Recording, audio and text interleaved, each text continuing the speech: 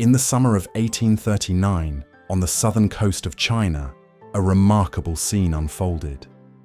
Thousands of wooden chests filled with opium were carried to giant trenches near the sea. Chinese workers broke them open one by one. The dark narcotic inside was mixed with lime and salt water before being washed into the ocean. For weeks, the destruction continued. By the end, more than 20,000 chests of opium had been destroyed. The official responsible for this act was a Chinese statesman named Lin Zexu. To millions of Chinese citizens, he was a hero. To British merchants, he was a threat. And to the British Empire, his actions became the justification for war. What followed would become one of the most controversial conflicts in modern history. Britain, the world's most powerful empire, would send warships across the globe to force open Chinese markets and protect a trade based on addiction. But there is a part of this story that is often forgotten. The opium that triggered these wars was not grown in Britain. It came from India, from the fertile plains of Bengal and Bihar, from the labor of Indian farmers trapped in a system they did not control, and from a vast commercial machine operated by the British East India Company. The profits from this trade helped finance British rule in India. They paid for tea in Britain. They enriched merchants across Asia, and they reshaped the destinies of both India and China. This is the story of the Opium Wars, a story of empire, commerce, addiction, and resistance, a story that changed Asia forever. Chapter 1: The Tea That Created a Crisis. To understand the Opium Wars, we must first understand tea. Today, tea seems ordinary, but in the 18th century, it was one of the most valuable commodities in the world. British demand for tea exploded during the 1700s. Rich and poor alike drank it daily. By the end of the century, millions of pounds of tea were being imported into Britain every year. Almost all of it came from China. The Qing Empire dominated global tea production. Chinese merchants also exported silk, porcelain, and luxury goods that Europeans eagerly purchased. Yet China wanted very little in return. British manufactured products found few buyers in Chinese markets. As a result, Britain faced a serious problem. Silver flowed out of Britain and into China. Year after year, the imbalance became increasingly severe. British officials worried that the country was losing enormous quantities of precious metal. Something had to change. The solution would come not from Britain itself, but from India. Chapter 2: The East India Company's Empire. By this time, the British East India Company had become far more than a trading organisation. Following victories at Plassey and Buxar during the 18th century, the company controlled vast territories in India. It collected taxes, maintained armies, governed millions of people, and operated with powers that resembled those of an independent state. Among its many monopolies was one particularly profitable enterprise: opium. The narcotic had been known throughout Asia for centuries, but demand for smoking opium was growing rapidly in China. Company officials quickly recognized an opportunity. If China would not buy British goods, perhaps it would buy Indian opium. The East India Company expanded production across Bengal and Bihar. Farmers received loans and cash advances to cultivate poppy plants. Once trapped in debt, many had little choice but to continue growing the crop. The system generated enormous profits, but it imposed heavy burdens on rural communities. Food crops were often displaced. Peasants became dependent upon company contracts, and local economies increasingly served imperial interests rather than local needs. Yet for the company, the arrangement worked perfectly. Indian farmers produced the opium. The company processed it, private merchants transported it, and Chinese consumers paid for it. The silver that flowed back helped solve Britain's trade deficit. Tea imports continued, imperial revenues increased, and the system expanded year after year. Chapter 3: The Opium Machine. The production process was remarkably organized. During planting season, company agents distributed advances to farmers. Entire villages became involved in poppy cultivation. When harvest time arrived, workers carefully cut the poppy pods. A sticky sap emerged. This sap was collected and processed into raw opium. The raw material then traveled to large factories in Patna and Ghazipur. There, Indian workers transformed it into a standardized product. Each shipment was carefully inspected, packed into wooden chests, and stamped with company seals. These marks guaranteed quality. Merchants knew exactly what they were buying. The opium was then auctioned in Calcutta. British traders, Indian merchants, Parsi business families, all competed for the valuable cargo. Officially, the company did not smuggle opium into China. That task belonged to private merchants. But everyone understood how the system worked. The company profited from every stage while maintaining a convenient distance from the final transaction. By the 1820s, opium had become one of the most valuable commodities in global trade. And in China, addiction was spreading at an alarming rate. Chapter 4: China's Growing Crisis. The Qing Empire was one of the largest and most powerful states in the world.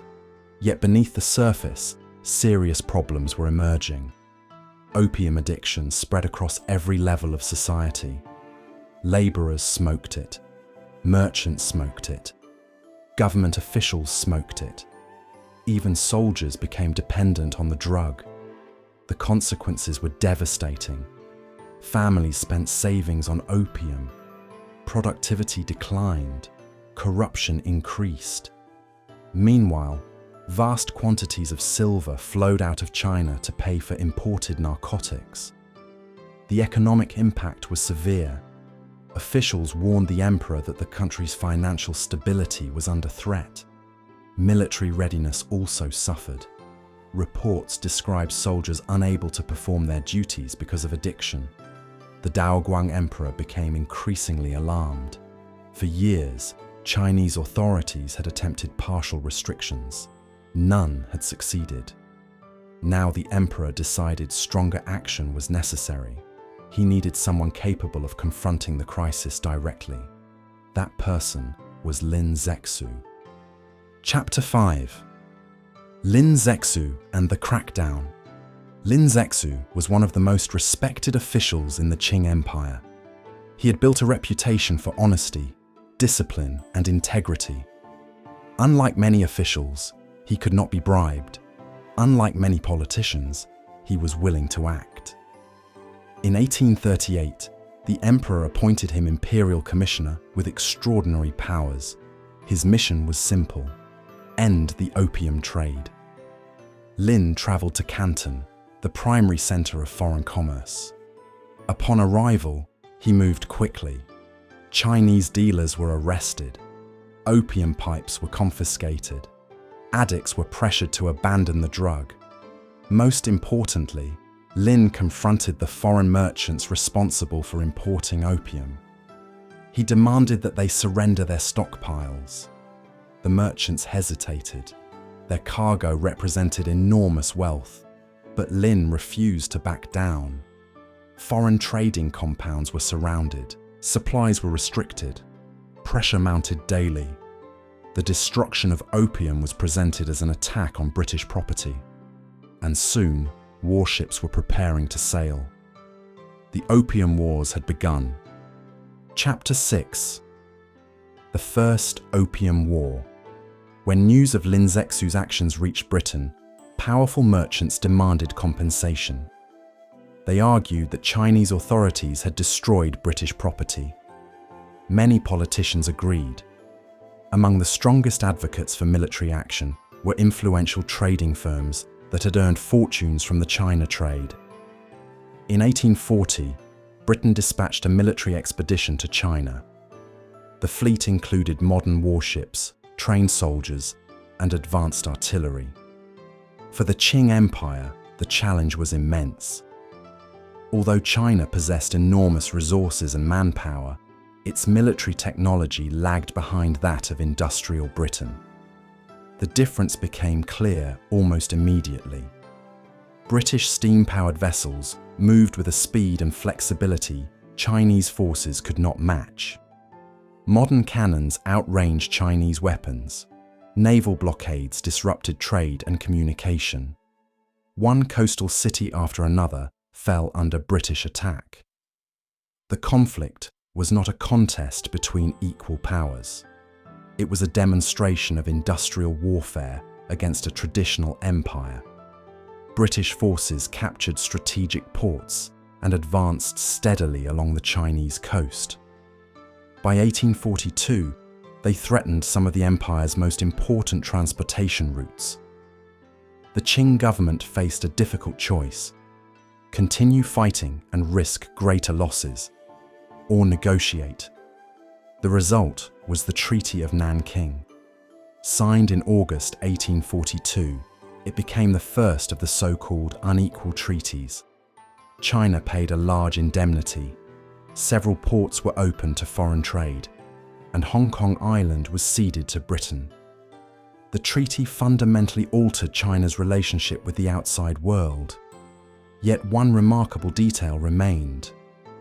The opium trade itself was not officially legalized. Britain had fought a war to protect it, but preferred not to mention it directly in the peace settlement. The trade continued, and the flow of Indian opium only increased. Chapter 7: The Profits of Addiction. The years following the First Opium War saw an extraordinary expansion of commerce. The East India Company benefited enormously. So did private traders. The system connecting India, China, and Britain became even stronger. In India, production expanded. More farmers were encouraged to cultivate poppy.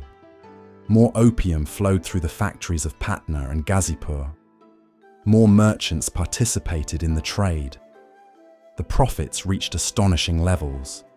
For the Bengal government, opium revenue became one of the most important sources of income. Money generated from the narcotics trade helped finance administration, military operations, and imperial expansion. The irony was impossible to ignore.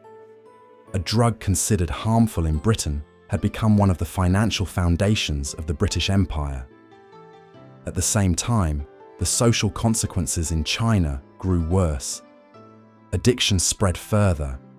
Families suffered, communities struggled, and resentment toward foreign powers intensified. The peace established in 1842 was fragile. Many issues remained unresolved. Before long, another crisis emerged. Chapter 8: The Second Opium War. In 1856, a dispute involving a vessel called the Arrow provided Britain with a new excuse for intervention.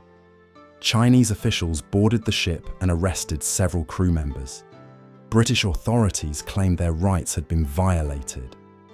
Whether the legal arguments were valid remains heavily debated by historians. But British leaders quickly seized the opportunity.